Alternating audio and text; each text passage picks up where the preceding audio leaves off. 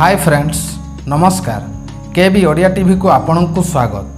आजिर समस्त गुरुत्वपूर्ण खबर विषय जानिबा पई वीडियो को शेष पर्यंत देखंतु। प्रथमे ओडिशार झियो को समर्थन करने को समस्त विधायकों को निवेदन करछंती नवीन पट्टनायक। राष्ट्रपति प्रार्थी द्रौपदी मुर्मू को समर्थन पई निवेदन करछंती मुख्यमंत्री नवीन पट्टनायक। बुधवार ट्वीट जरिया विधानसभार समस्त सदस्यों को समर्थन करने को नवीन निवेदन करछंती। सर्वसम्मतिक्रमे दलमत निर्विशेष ओडिशार झियो को समर्थन करने को से अनुरोध करछंती। सेपटे पॉप को साक्षात कले नवीन। पॉप फ्रांसिस को भेटिछंती मुख्यमंत्री नवीन पट्टनायक। रोम गस्तरे थिबा समय बुधवार भाटिकान सिटी रे पॉप फ्रांसिस को से साक्षात करछंती। देशर प्रथम मुख्यमंत्री भावे पॉप को भेटिछंती नवीन। सूचनायोग्य 26 तारिख जाए मुख्यमंत्री रोम रे अवस्थान करिवे। मुख्यमंत्री को सह मुख्य शासन सचिव सुरेश महापात्र, तांको व्यक्तिगत सचिव भिके पांडियान, खाद्य जोगाण विभाग प्रमुख सचिव वी यादव और शिल्प सचिव हेमंत शर्मा मध्य विदेश गस्तरे जाइछंती। 26 तारिख रे मुख्यमंत्री रोम रु दुबई अभिमुखे गस्त करिवे। रोम एवं दुबई रे मुख्यमंत्री प्रवासी ओडिया को भेटिबार कार्यक्रम मध्य रहिछि। परवर्ती खबर ज्वर रे पीड़ित श्रीजीवों पई पठागला फलभार। अणसर पिंडी रे ज्वर रे पीड़ित महाप्रभुं पई काकटपुर विश्वामित्र आश्रमरु श्रीक्षेत्र रे फलभार पहुँची। स्नान पूर्णिमा रे महाप्रभु स्नान करी एबे अणसर पिंडी रे ज्वर रे पीड़ित होइछंती। एही समय रे महाप्रभु को सुस्थ करिबा पई विभिन्न चरमूली महौषधि द्वारा सेवा करा जाउछि। प्रभुंको पाखरे एही समय रे महाप्रसाद परिवर्ते फलमूल प्रसाद अर्पण करा जाइथाय। एही परंपरा माध्यम रे काकटपुर महर्षि विश्वामित्र आश्रमरु फलभरा आसीछि। परवर्ती खबर मुख्यमंत्री श्री नवीन पट्टनायक राज्यर 3टी इंडिया रिजर्व बाटालियन पई 663टी पदवी को मंजूर करछंती। एही निष्पत्ति अनुसार प्रत्येक रिजर्व बाटालियन पई 221टी पदवी सृष्टि करा जाइछि। एहा सहित प्रत्येक बाटालियन रे विभिन्न सहायक कार्य पई 44टी पदवी सृष्टि करा जाइछि, जहाकी आउटसोर्सिंग जरिया रे पूरण करा जिवो। 3टी बाटालियन पई 132टी आउटसोर्सिंग पदवी सृष्टि करा। परवर्ती खबर ओडिशा हाईकोर्ट रे पड़िछि 1,73,510 मामला। 2021 सुधा ओडिशा हाईकोर्ट रे पड़ी रही 1,73,510 मामला। एहा परे दायर होईछि 1,28,943टी नुआ केस। तेबे ता भितरु 1,05,334 मामलार फैसला होईछि। 2021 मसीहा शेष सुधा 1,97,119 मामला एबे भी पड़ी रही। राज्य न्यायपालिकार प्रदर्शन नहीं देश में प्रथम थर पई ओडिशा उच्च न्यायालय पक्षरु वार्षिक रिपोर्ट प्रकाश करा जाइछि। परवर्ती खबर राज्य में देखागलाणी जलविद्युत संकट। राज्य में थिबा 7टी मेगा जलविद्युत केन्द्रर मोट उत्पादन क्षमता 2069.5 मेगावाट, किंतु जून 21 रे एसबुर उत्पादन होईछि मात्र 94.54 मेगावाट, जहाँकि मोट क्षमतार 5% रु भी कम। ओएचपीसी कर्तृपक्षों कहवा कथा एबे जला भंडार गुड़िकरे जल शेष स्तर रे पहुँचलाणी। गत वर्ष कम वर्षा कारणरू एभली परिस्थिति सृष्टि होईछि। जलसेचन को लक्ष्य रखी विद्युत उत्पादन बंद रही। एबे मौसुमी वर्षा ही भरोसा। परवर्ती खबर कोरोना अपडेट। राज्य में 300 टपिला सक्रिय आक्रांतों संख्या। आज आउ 45 पॉजिटिव चिन्हट। राज्य में 300 टपिला मोट कोरोना सक्रिय आक्रांतों संख्या। वर्तमान राज्य में मोट कोरोना सक्रिय आक्रांत संख्या 317 रही। गत 24 घंटारे राज्य को आउ 45 जन कोरोना आक्रांत चिन्हट होइछंती। आज कोरोना मामला राज्यर 9टी जिला और स्टेट पुलू चिन्हट होइथिबा बेले 21 जिला कोरोना मुक्त रही। ଆକ୍ରାନ୍ତଙ୍କ ମଧ୍ୟରୁ ସଙ୍ଗରୋଧରୁ 27 ଜଣ ଏବଂ ସ୍ଥାନୀୟ ସଂକ୍ରମିତ 18 ଜଣ ରହିଛନ୍ତି। ଚିହ୍ନଟ 45 ସଂକ୍ରମିତ ମଧ୍ୟରେ ଜନ୍ମରୁ 18 ବର୍ଷର 3 ଜଣ ଆକ୍ରାନ୍ତ ଥିବା କୁହାଯାଇଛି। ଖୋର୍ଦ୍ଧାରୁ ସର୍ବାଧିକ 18 ଜଣ କରୋନା ସଂକ୍ରମିତ ଚିହ୍ନଟ ହୋଇଛନ୍ତି। ସେହିପରି କଟକରୁ 12, ବାଲେଶ୍ୱରରୁ 3, ଷ୍ଟେଟପୁଲରୁ 4, ଢେଙ୍କାନାଳରୁ 2 ଓ ଯାଜପୁରରୁ 2 ଜଣ ଆକ୍ରାନ୍ତ ଚିହ୍ନଟ ହୋଇଛନ୍ତି। ଅନୁଗୁଳ, ମୟୂରଭଞ୍ଜ, ପୁରୀ ଓ ସମ୍ବଲପୁରରୁ ଜଣେ ଲେଖାଏଁ ସଂକ୍ରମିତ ଚିହ୍ନଟ ହୋଇଥିବା ସୂଚନା ଦିଆଯାଇଛି। ଅନ୍ୟପଟେ ଗୋଟିଏ ଦିନରେ ରାଜ୍ୟରେ ଆଉ 20 ଜଣ କରୋନାକୁ ସୁସ୍ଥ ହୋଇଛନ୍ତି। ସଂକ୍ରମଣ ତୁଳନାରେ ସୁସ୍ଥତା ସଂଖ୍ୟା ହ୍ରାସ ପାଇଥିବାରୁ ରାଜ୍ୟରେ ସକ୍ରିୟ ଆକ୍ରାନ୍ତ ସଂଖ୍ୟା ମଧ୍ୟ ବୃଦ୍ଧି ପାଇଛି। ପରବର୍ତ୍ତୀ ଖବର। ଆଉ 5 ଦିନ ବର୍ଷିବ। ପୂର୍ବ ଝାଡ଼ଖଣ୍ଡ ଓ ପାର୍ଶ୍ୱବର୍ତ୍ତୀ ଉତ୍ତର ଓଡ଼ିଶା ବାୟୁମଣ୍ଡଳର ସମୁଦ୍ର ପତନଠାରୁ 1.5 କିଲୋମିଟର ଓ 5.8 କିଲୋମିଟର ମଧ୍ୟରେ ଗୋଟିଏ ଘୂର୍ଣ୍ଣିବଳୟ ସକ୍ରିୟ ରହିଛି, ଯାହା ବାୟୁମଣ୍ଡଳରେ ଦକ୍ଷିଣ ଆଡ଼କୁ ଢଳିଛି। ଏହି ଘୂର୍ଣ୍ଣିବଳୟ ପ୍ରଭାବରେ ରାଜ୍ୟରେ ଆଉ 5 ଦିନ ଧରି କେତେକ ଜିଲ୍ଲାରେ ପ୍ରବଳ ବର୍ଷା ହେବାର ସମ୍ଭାବନା ରହିଛି।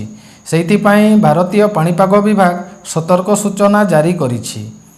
IMD ଜାରି କରିଥିବା ବୁଲେଟିନ୍ ଅନୁସାରେ ଆଜି ସକାଳ 8:30ଟା ଭିତରେ କନ୍ଧମାଳ, ଗଞ୍ଜାମ, ନୟାଗଡ଼, କେନ୍ଦୁଝର, ମୟୂରଭଞ୍ଜ, ବାଲେଶ୍ୱର, ଭଦ୍ରକ, ଯାଜପୁର, ଅନୁଗୁଳ, କଟକ, ଢେଙ୍କାନାଳ ଓ ଖୋର୍ଦ୍ଧା ଜିଲ୍ଲାରେ ଗୋଟିଏରୁ 2ଟି ସ୍ଥାନରେ ପ୍ରବଳ ବର୍ଷା ହେବା ସମ୍ଭାବନା ରହିଛି।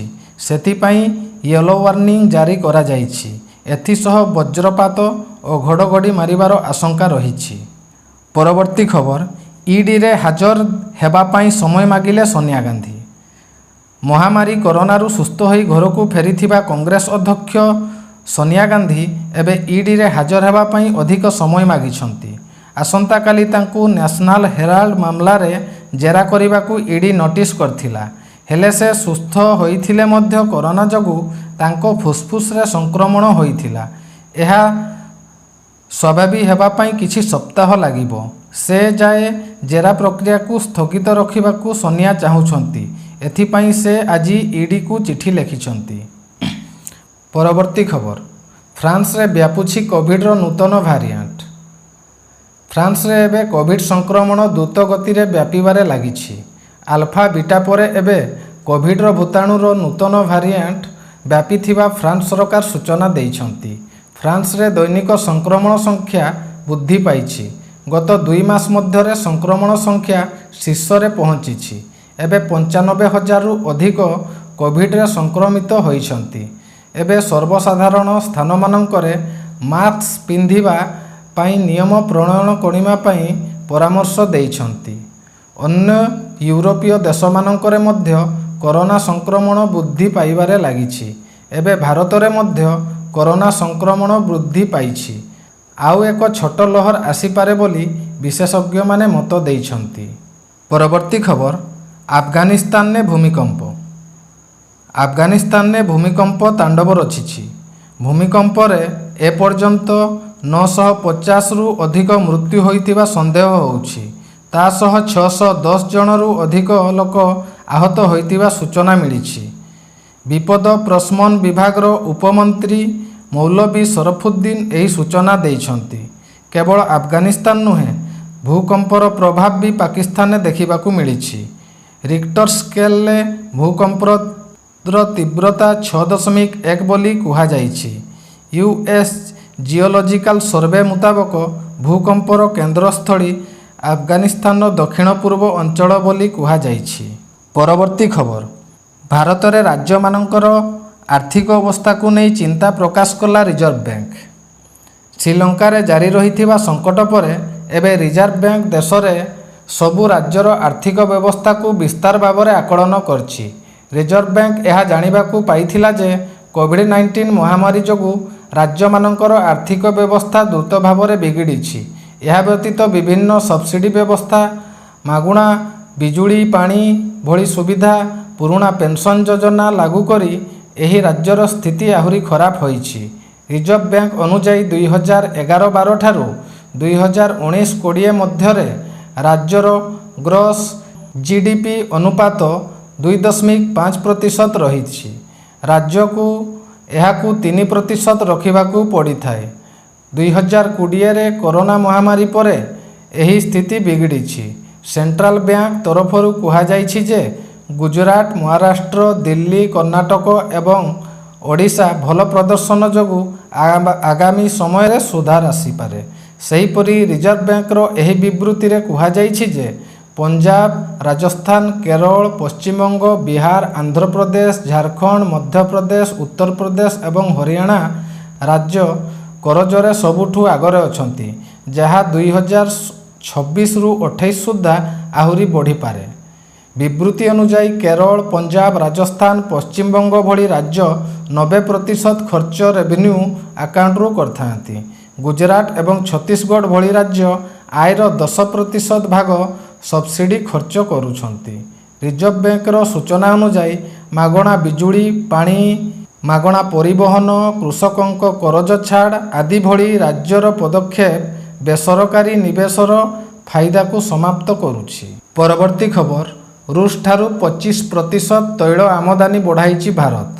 ରୁଷଠାରୁ ଶସ୍ତାରେ ମିଳୁଛି ଅଶୋଧିତ ତୈଳ।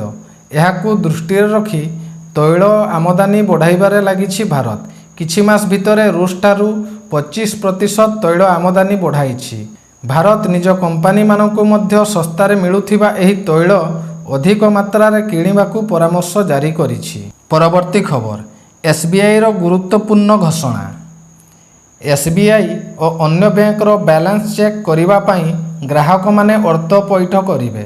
ଏଥିପାଇଁ ଅନ୍ୟ କିଛି ନିୟମ ପରିବର୍ତ୍ତନ କରାଯାଇଥିବା ନେଇ ବ୍ୟାଙ୍କ ପକ୍ଷରୁ କୁହାଯାଇଛି।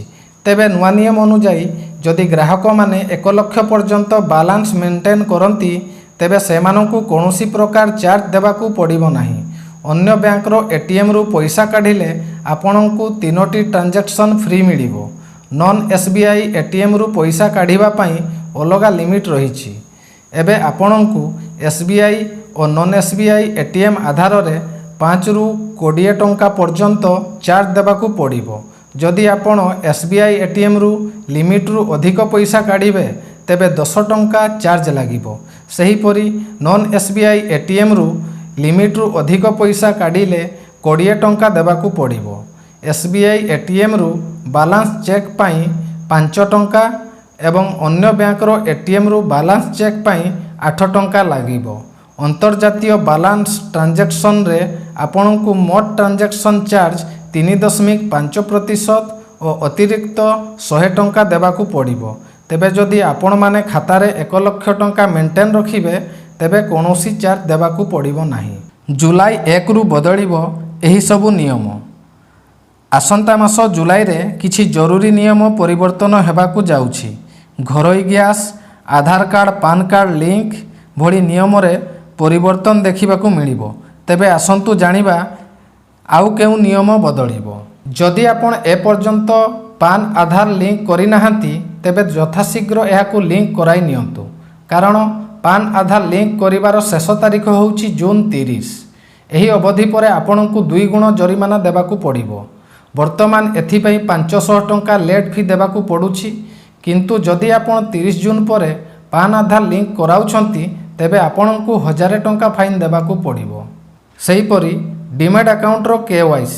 ଯଦି ଆପଣ ସେୟାର କିଣାବିକା କରୁଛନ୍ତି ତେବେ ଆପଣଙ୍କୁ ଆପଣଙ୍କର ଡିମାଟ୍ ଆକାଉଣ୍ଟକୁ 30 ଜୁନ୍ ପୂର୍ବରୁ KYC ଆପଡେଟ୍ କରାଇ ନିଅନ୍ତୁ। ନହେଲେ ଆପଣଙ୍କ ଆକାଉଣ୍ଟ ଅସ୍ଥାୟୀ ଭାବରେ ବନ୍ଦ ହୋଇପାରେ। ସେହିପରି କ୍ରିପ୍ଟୋକରେନ୍ସି ଉପରେ TDS। କ୍ରିପ୍ଟୋକରେନ୍ସିରେ ଟଙ୍କା ଲଗାଉଥିବା ଲୋକଙ୍କୁ 30% ଟ୍ୟାକ୍ସ ଦେବାକୁ ପଡ଼ିଥାଏ। କିନ୍ତୁ ଏବେ କ୍ରିପ୍ଟୋରେ ଟଙ୍କା ଲଗାଉଥିବା ଲୋକଙ୍କୁ 1% TDS ମଧ୍ୟ ଦେବାକୁ ହେବ। ସେହିପରି LPG ରେଟ୍ରେ ପରିବର୍ତ୍ତନ ହୋଇପାରେ। 1 ଜୁଲାଇ ଠାରୁ LPG ଗ୍ୟାସ୍ ଦରରେ ପରିବର୍ତ୍ତନ ହୋଇପାରେ। ପ୍ରତି ମାସର ପ୍ରଥମ ତାରିଖରେ ଘରୋଇ ଏବଂ କମର୍ସିଆଲ ଗ୍ୟାସ୍ ଦର ନିର୍ଦ୍ଧାରିତ ହୋଇଥାଏ। ଅନୁମାନ କରାଯାଉଛି ଦାମ ପୁଣି ବଢ଼ିପାରେ। ଇଣ୍ଟରନେଟ୍ ଦୁନିଆର ସବୁଠୁ ବଡ଼ ସ୍କାମ୍। ବର୍ତ୍ତମାନ ଇଣ୍ଟରନେଟ୍ର ଯୁଗରେ ଦିନକୁ ଦିନ ଅନଲାଇନ୍ ଠକାମି ବଢ଼ିବାରେ ଲାଗିଛି। ଏହାଦ୍ୱାରା ସାଇବର ଅପରାଧୀମାନେ ସେମାନଙ୍କର ଜାଲ ବିଛାଇ ଲୋକଙ୍କଠାରୁ କୋଟି କୋଟି ଟଙ୍କା ହଡ଼ପ କରିନେଉଛନ୍ତି। ଗତ 2021ରେ ସମଗ୍ର ବିଶ୍ୱରେ ଇମେଲ୍ ମାଧ୍ୟମରେ ସବୁଠାରୁ ଅଧିକ ସାଇବର ଠକାମି ହୋଇଥିବା ଜଣାପଡ଼ିଛି। ସାଇବର ଠକମାନେ ବିଭିନ୍ନ ଦେଶର ଲୋକଙ୍କୁ 18,700 କୋଟିର ଚୂନା ଲଗାଇଥିବା କୁହାଯାଇଛି। ସ୍କାମ୍ ପାଇଁ ହ୍ୟାକର୍ସ ସ୍ପୁକିଂ ବା ପର୍ସନାଲ ଇମେଲ ଆକାଉଣ୍ଟର ୟୁଜ୍ କରିଥାନ୍ତି। ଏବେ ଫ୍ରଡ଼ମାନେ ଭର୍ଚୁଆଲ ମିଟିଂ ପ୍ଲାଟଫର୍ମକୁ ବ୍ୟବହାର କରି ହ୍ୟାକିଂ କରୁଛନ୍ତି। ଏହା ମାଧ୍ୟମରେ ସେମାନେ ବିଜନେସ୍ ଲିଡର୍ସଙ୍କ କ୍ରେଡେନ୍ସିଆଲ ଚୋରି କରି ନିଅନ୍ତି ଓ ଫ୍ରଡ଼ ୱାୟାର୍ଡକୁ ସଙ୍ଗେ ସଙ୍ଗେ କ୍ରିପ୍ଟୋକରେନ୍ସିକୁ ଟ୍ରାନ୍ସଫର କରିଥାନ୍ତି। ତାହାପରେ ସହଜରେ ରିକଭରି ହୋଇଥାଏ। ଅନେକ ସମୟରେ ନିବେଶକଙ୍କୁ ଅଧିକ ରିଟର୍ଣ୍ଣ ଲାଭ ଦେଖାଇ ଫସାଇ ଦିଆଯାଇଥାଏ। ତେଣୁକିନା ଆପଣମାନେ ସତର୍କ ରୁହନ୍ତୁ। ପରବର୍ତ୍ତୀ ଖବର, ଇଲେକ୍ଟ୍ରୋନିକ୍ସ ନିର୍ମାତା କମ୍ପାନୀ ନଏଜର ନୂଆ ସ୍ମାର୍ଟ ଗ୍ଲାସ୍ ଲଞ୍ଚ କରିଛି, ଯେଉଁଥିରେ ଅନେକ ଆକର୍ଷଣୀୟ ଫିଚର୍ସ ରହିଛି। ଏହା ହେଉଛି ନଏଜର ପ୍ରଥମ ସ୍ମାର୍ଟ ଆଇୱିୟର ଓ ଏହା ଏକ ଲିମିଟେଡ୍ ଏଡିସନ୍ ଡିଭାଇସ୍। ଏହାର ମୂଲ୍ୟ 5,999 ଟଙ୍କା ଏବଂ ଆପଣ ଏହାକୁ ନଏଜର ଅଫିସିଆଲ ୱେବସାଇଟ୍ରୁ କିଣିପାରିବେ। ନଏଜ ଆଇ ସ୍ମାର୍ଟ ଗ୍ଲାସେସ୍କୁ ଭାରତରେ ତିଆରି କରାଯାଇଛି ଓ ଏଥିରେ ମୋସନ୍ ଏଷ୍ଟିମେସନ୍, ମୋସନ୍ କମ୍ପେନସେସନ୍ ଓ ମ୍ୟାଗ୍ନେଟିକ୍ ଚାର୍ଜିଂ ଭଳି ଅନେକ ଆକର୍ଷଣୀୟ ଫିଚର୍ସ ଦିଆଯାଇଛି। ଏଥିରେ ଦିଆଯାଇଥିବା ମଲ୍ଟି ଫଙ୍କସନାଲ ଟଚ୍ କଣ୍ଟ୍ରୋଲରୁ ଆପଣ ଅତି ସହଜରେ କଲ୍ ଉଠାଇ ପାରିବେ, ମ୍ୟୁଜିକ୍ କଣ୍ଟ୍ରୋଲ କରିପାରିବେ ଓ ଭଏସ୍ ଆସିଷ୍ଟାଣ୍ଟକୁ ବି ଆକ୍ଟିଭ୍ କରିପାରିବେ। ପରବର୍ତ୍ତୀ ଖବର, ଆଜିର ସୁନା ଦର। ଆଜି ରାଜଧାନୀ ଭୁବନେଶ୍ୱରରେ 22 କ୍ୟାରେଟ୍ ସୁନା ପ୍ରତି 10 ଗ୍ରାମ ପାଇଁ 47,500 ଥିବାବେଳେ 24 କ୍ୟାରେଟ୍ ସୁନାର ଦର ପ୍ରତି 10 ଗ୍ରାମ ପାଇଁ 51,800 ଟଙ୍କା ରହିଛି। ତ ଫ୍ରେଣ୍ଡସ୍, ଆଜିର ଭିଡ଼ିଓଟି କେମିତି ଲାଗିଲା କମେଣ୍ଟ କରି ଜଣାଇବେ। ଏମିତି ପ୍ରତ୍ୟେକ ଦିନ ଗୁରୁତ୍ୱପୂର୍ଣ୍ଣ ଖବର ପାଇଁ ଚ୍ୟାନେଲକୁ ଲାଇକ୍ ଓ ସବସ୍କ୍ରାଇବ୍ କରି ବେଲ୍ ଆଇକନ୍କୁ ଦବାଇବାକୁ ଭୁଲିବେ ନାହିଁ। ଧନ୍ୟବାଦ।